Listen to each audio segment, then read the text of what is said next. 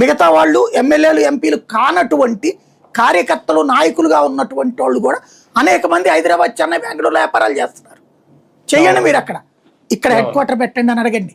అప్పుడు మనకి పన్నులు వస్తాయి, గ్రోత్ వస్తుంది, డెవలప్మెంట్ వస్తుంది. కానీ అదేమీ చెయ్యరు. ఎందుకంటే ఇక్కడ ఉన్న వేరే కంపెనీని, వేరే వ్యవస్థలు నాశనం చేస్తాం కదా మనమే. ఇప్పుడు జగన్ భారతీయ సిమెంట్స్ నాశనం చేయాలి, అలాగే అమర్ రాజ్యాన్ని వీళ్ళు నాశనం చేయాలి.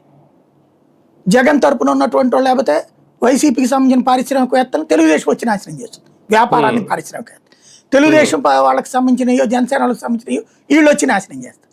కాబట్టి రాజకీయం ఇక్కడ చేద్దాం, రాక్షసత్వం ఇక్కడున్న ప్రజలతో చేద్దాం, మనం మాత్రం బయట చక్కగా వ్యాపారాలు చేసుకుని బతుకుదాం. సరే, ఇదే అక్కడ సంపాదించిన డబ్బులు ఇదే ప్రస్తుతం ఆంధ్రాలో నడుస్తుంది.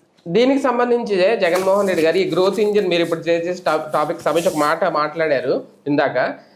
అంతేకాదు మావిగన్ అని ఒక పేరు పెట్టాలి రాజధానికి, అమరావతి కాదు అనే ప్రస్తావన కూడా తీసుకొచ్చారు. ఒకసారి ఆయన మాటల్లో వినిపిస్తాను.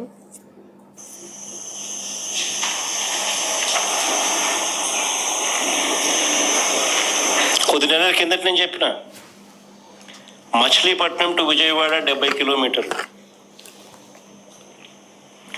విజయవాడ టు గుంటూరు మరో 40 కిలోమీటర్లు. మచిలీపట్నంలో మేము కడతా ఉన్న పోర్టు